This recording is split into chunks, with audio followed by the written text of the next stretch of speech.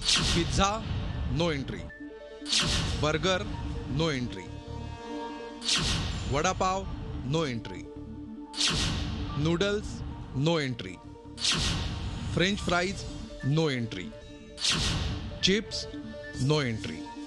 हे सगळे पदार्थ लवकरच शाळेतल्या कॅन्टीनमधनं गायब होणार आहेत. कॅन्टीनच काय तर शाळेच्या आसपास सुद्धा हे पदार्थ दिसणार नाहीत.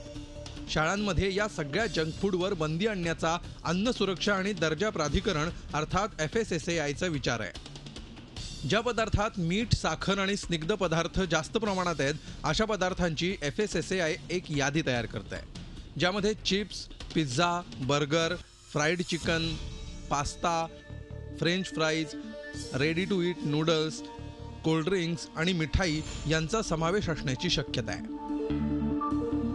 जंक फूडचा लहान मुलांवर वाईट परिणाम होतोय. विशेषतः लठ्ठपणा आणि डायबिटीसचा धोका लक्षात घेता हा निर्णय घेण्यात येणार आहे. जंक फूड खाणाऱ्यांचं वजन झपाट्यानं वाढतं, ज्यामुळे डायबिटीस, कोलेस्ट्रॉल वाढणं, उच्च रक्तदाब यांचा धोका असतो. जंक फूड खाल्ल्यामुळं दातही लवकर खराब होतात, चेहऱ्यावर डाग पडतात आणि डोकेदुखीही वाढते. आजार हे म्हणजे आपण जर फक्त दातांपासून सुरू केलं तर डेंटल केरीज होणं, की ह्या ज्या जंक फूड्समध्ये इतकं हाय सुक्रोज, फ्रुक्टोज आणि इन्व्हर्ट सिरप्स आहेत की दातांचे खूप अपाय ह्या जंक फूड्समुळे होतात. दुसरं म्हणजे ह्या जंक फूड्सच्या सेवनाने आपल्या बाकीचे जे न्यूट्रियंट्स असतात, जसं की आहे कॅल्शियम आहे, मँगनीज आहे किंवा विटॅमिन B कॉम्प्लेक्स आहे, ह्यांचं ॲब्झॉर्प्शन होत नाही. सो हा एक मेजर प्रॉब्लेम आहे. सगळ्यात महत्त्वाचं म्हणजे सध्या लहान मुलांमध्ये डिप्रेशन अर्थात नैराश्याचं प्रमाण वाढलंय.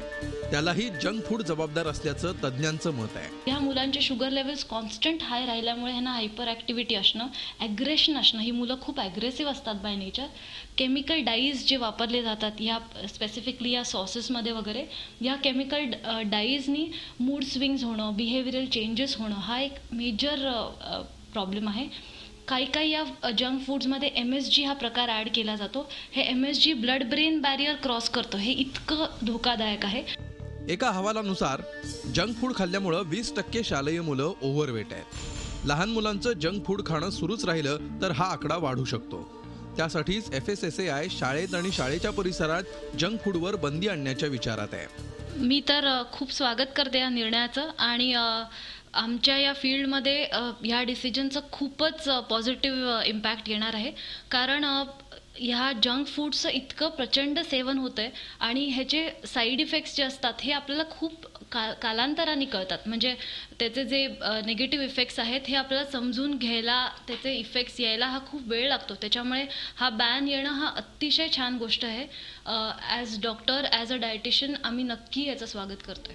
शाळेच्या कॅन्टीनमधून जंक फूड गायब झालं आणि उत्तम दर्जाचे खाद्यपदार्थ आले तर विद्यार्थ्यांचं आरोग्य सुदृढ व्हायला मदत होणार आहे.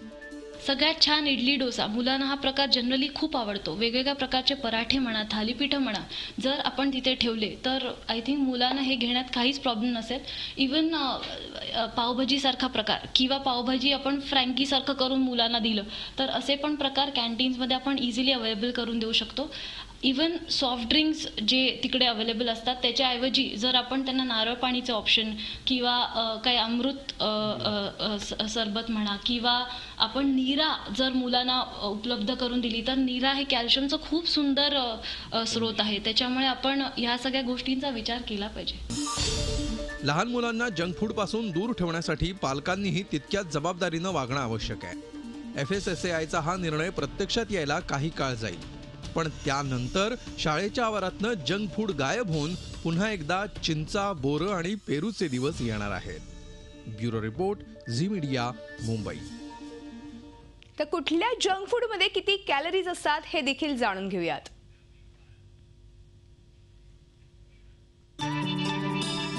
– 7,700 कॅलरीज एका किलोमुळे वाढतं ही आपण बघतोय. 14 इंचाच्या पिझ्झामध्ये साधारणपणे 2,270 कॅलरीज असतात. 100 ग्रॅम चिप्समध्ये सुमारे 547 कॅलरीज असतात. 100 ग्रॅम फ्रेंच फ्राईजमध्ये 312 कॅलरीज असतात. 100 ग्रॅम बर्गरमध्ये 295 कॅलरीज असतात.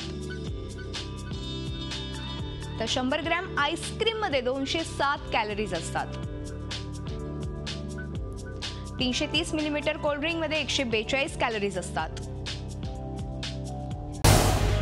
झी 24 तास रहा एक पाऊल पुढे.